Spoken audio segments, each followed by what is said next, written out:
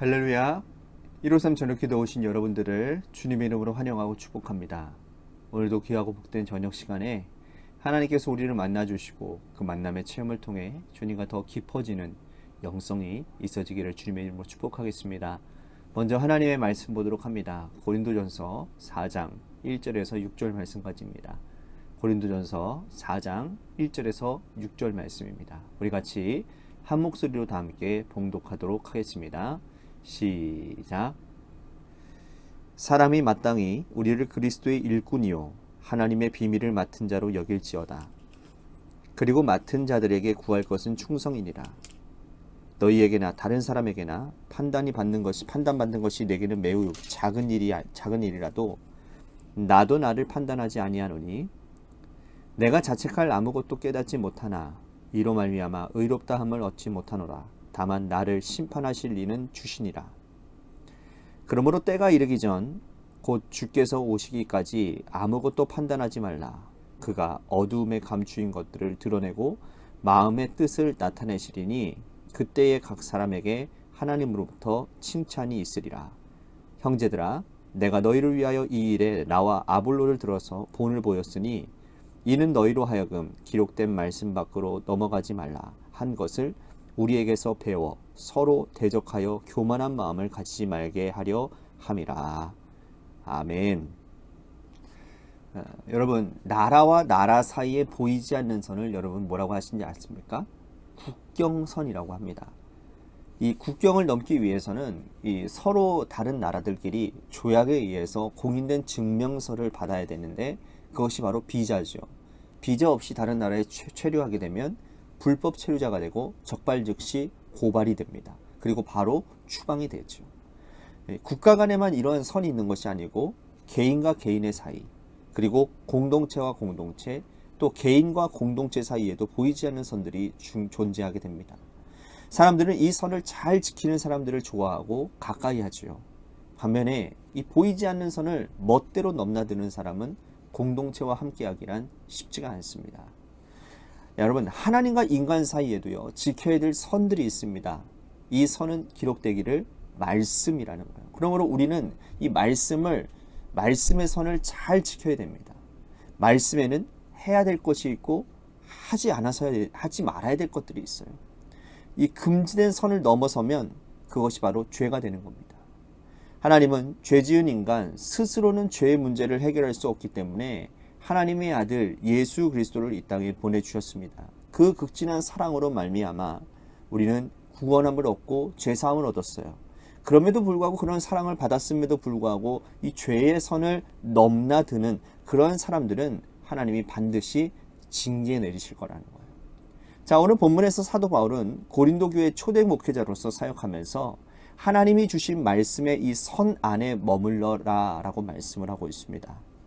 그리고 고린도 교회 성도들에게도 너희도 말씀의 선을 넘지 말아야 될 것을 전하고 있는 거예요. 오늘 6절 말씀에 보면 기록된 말씀 밖으로 나가지 말라라고 이렇게 얘기를 하거든요. 자, 사도 바울이 이 말씀을 한 이유가 뭘까요? 그 이유는 이 고린도 교회 성도들이 파벌이 나뉘어져 있기 때문이에요. 그들은 서로 대적하며 미워했습니다. 어떤 이는 초대 목회자를 따랐던 바울파, 어떤 이는 그 바울의 후임자인 아볼로를 따랐던 아볼로파, 또 소수파로서 베드로를 따랐던 게바파, 그리고 사람은 인정할 수 없다. 예수님만이 우리가 따라가야 될 뿐이다. 그래서 그리스도파. 그래서 이렇게 네 개의 파로 나눠져서 서로 헐뜯고 그리고 교회의 분열이 끊이지를 않았다는 거예요. 하나님은 이 교회 안에서 당짓고 다투라고 한 적이 한 번도 없으십니다. 그들은 말씀의 선을 넘나들고 있는 거예요. 이 때문에 바울은 기록된 말씀 밖으로 넘어가지 말라라고 그렇게 전하고 있는 것이죠. 바울 자신은 하나님 앞에서 자신이 어떻게 살았는지 또 어떤 자세로 복음 앞에서 살았는지를 증거하고 있습니다. 바울은 하나님 앞에서 충성을 말해요. 그가 만약에 사람 앞에서 충성했다면 이 고린도 교회 성도들 가운데 바울을 따르는 사람들이 있었다는 것에 기뻐했을 것이고 또 아볼로와 게바를 따르는 사람들에 대한 질투심을 느꼈을 것입니다. 그러나 바울은 하나님께 충성했기 때문에 교회가 하나 되지 않고 분열되어 있는 것을 통탄하면서 이 말씀을 기록하고 있는 거죠. 그렇다면 여러분, 우리는 어디에 충성하는 자들입니까? 하나님의 말씀에 충성하고 있습니까? 아니면 사람에게 충성하고 있습니까? 그것도 아니면 물질에 충성하고 있지는 않습니까? 사람에게 충성하고 있다면 방향을 돌이켜서 하나님께 충성해야 되는 것이고, 물질에 충성하고 있다고 한다면 즉시 버리고 말씀 앞에 엎드려야 되는 겁니다. 사람들은 우리가 어디에 충성하는지를 잘 모르지만 하나님은 우리의 마음과 생각을 통찰하시고 모든 것을 다 알고 계세요. 정치인들은 입만 열면 국가에 충성하고 국민들께 봉사한다라는 말을 많이 합니다. 국민들을 위하여, 국민들을 위하여. 진짜 이 말을 입에다 달고 살지 않습니까? 하지만 그들의 행실을 자세히 보십시오. 그들이 과연 어디에 충성하고 있는지를 볼 수가 있는 것입니다. 그들이 정권에 충성하고 있고 또 권력자들에 충성하고 있는 모습을 우리는 볼 수가 있다는 거예요. 바울은 스스로 하나님께 충성하는 자이기 때문에 사람들의 어떤 사소한 말에 신경 쓰지 않겠다라고 결단을 하고 있습니다.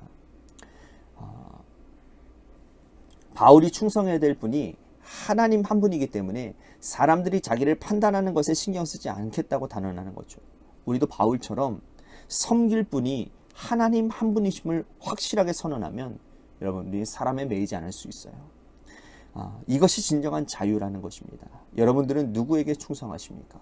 혹시 담임 목사인 저를 바라보며 하나님보다 저의 말에 더 귀를 기울이고 저를 더 저에게 충성하고 있지는 않습니까? 하나님과 말씀 앞에서 충성하시기를 바랍니다. 하나님은 우리를 배신하지 않습니다. 사람은 우리들에게 등 돌릴 수 있지만 하나님은 절대로 배신하지 않으신 분이에요. 하나님 한 분에게 충성해서 하나님의 사랑을 받는 믿음의 백성들이 다 되시기를 바라겠습니다. 반면에 사람과 물질에 충성한 자들에게는 천국이 허락되지 않을 것이라고 말씀을 합니다. 바울은요, 하나님에게 충성하면서 만물의 찌꺼기까지 되었다라고 고백을 하고 있어요. 만물의 찌꺼기가 되어서 정말 힘들고 어렵지만 그 교회를 세워가는 그 기쁨이 사도 바울에게 그의 사랑하는 한 공동체에 충만하게 임하고 있었다라는 거예요. 여러분, 종말의 날에 하나님의 칭찬을 받을 길을 위해 달려가고 있는지를 오늘 이 저녁 시간에 한번 우리들이 살펴봤으면 좋겠습니다. 그리고 우리가 충성해야 될 분은 누구인지 우리 자신을 돌아보고 그 말씀의 선 안에서 거하는 여러분들 다 되시기를 주님의 이름으로 간절히 축복하겠습니다. 또 한 가지 우리 같이 기도합니다. 교회를 위해서 간절히 기도하겠습니다. 하나님께 세워주신 몸된 교회가 하나님의 뜻 가운데 바로 세워지게 하여 주시고 하나님을 기쁘시게 이웃을 행복하게 하는 아름다운 공동체로 하나님 세워줘 주시옵소서. 뿐만 아니라 우리 육신의 질병으로 고통당하시는 분들 많이 있습니다. 우리 그분들을 위해서도 기도해 주시고 마지막으로 여러분들의 삶의 자리와 여러분들의 자녀들을 위해서 기도하시다가 이 시간 돌아가시기를 바라겠습니다. 노래 끝날 때까지 우리 같이 합심하여 기도하도록 하겠습니다. 기도하시겠습니다.